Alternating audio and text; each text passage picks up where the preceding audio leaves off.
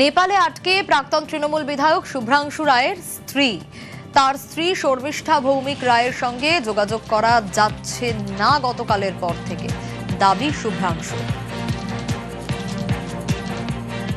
আমাকে কন্ট্যাক্ট হচ্ছে না, একদম এম্বাসির সাথে যোগাযোগ হয়েছিল, ওরা দেখছে বললো, এখনো প্রপার কোনো ইনফরমেশন দেয়নি। পুরোপুরি কোঅপারেট করছে এবং তারা টাইম খাচ্ছে। নেপালে মহাপ্রলয়ে আটকে অভিনেতা। নেপালের শুটিংয়ে খরাজ মুখোপাধ্যায় নেপালের পোখরায় আটকে রয়েছেন তিনি। কি পরিস্থিতিতে আছেন খরাজ, কথা বলেছিলাম আমরা। এখানে প্রবল বৃষ্টিতে অনেক শুটিং আমার হ্যাম্পার হয়েছে। তারপরে এখন আজকে আমরা বেরিয়ে যাচ্ছি এখান থেকে, আমরা অন্য ঘুরপথে যাচ্ছি গোরখপুর থেকে কালকে ফ্লাইট আছে, কালকে ফ্লাইট ধরে যাবো, আজকে ফ্লাইট নেই, কিছু করার নেই।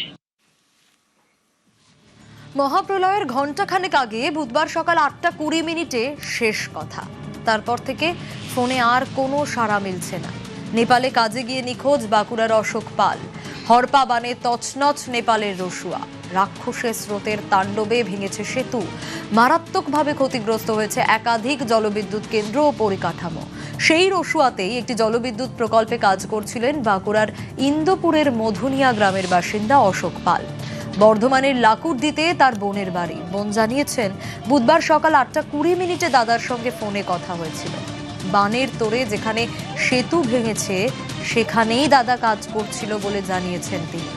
মহা বিপর্যয়ের পর বারবার যোগাযোগের চেষ্টা করা হলেও কোনো সাড়া মেলেনি। 2 বছরের সন্তানকে নিয়ে বীরভূমের মল্লারপুরের বাড়িতে রয়েছেন অশোক পালের স্ত্রী। যোগাযোগ করতে না পেরে চিন্তিত সকলে।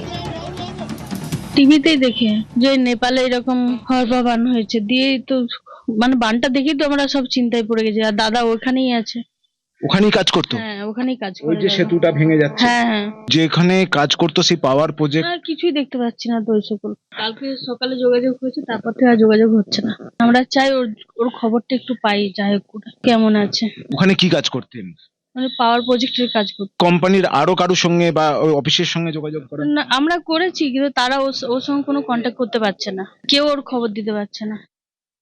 কালকে কাজে যাওয়ার সময় একবার বোনকে ফোন করে যে বোন আমি কাজে যাচ্ছি। ওনার অফিসটা হচ্ছে নেপালের রুসাইতে, উনি একটা পাওয়ার প্ল্যান্টের সুপারভাইজার। তারপর টিভি খুলে আমরা দেখি যে নেপালে হঠাৎ করে হরপা বান হয়, তারপর থেকে ফোন সুইচ অফ। উনি যেভাবেই থাক আমরা খবরটা পেলে খুব ভালো হয়। ওনার যে অফিসটা সেটা আমরা যখন এখন ভিডিওতে দেখছি, অফিসটা চিহ্নই নেই। যে কোম্পানির আন্ডারে গেছিল সেই কোম্পানির আন্ডারের ম্যানেজার স্যার, হ্যাঁ, ওনার যে উচ্চপদস্থ কর্মচারীরা স্যাররা, তাদের সঙ্গে কারোর সঙ্গে যোগাযোগ করা যাচ্ছে না। পরবর্তীকালে আমরা খোঁজ নিয়ে জানতে পারি 40 জন যে পাওয়ার প্ল্যান্টে কাজ করছিল তার মধ্যে মাত্র 4 জনের খবর পাওয়া গেছে, বাকিজন সব নিখোঁজ অবস্থায় আছে।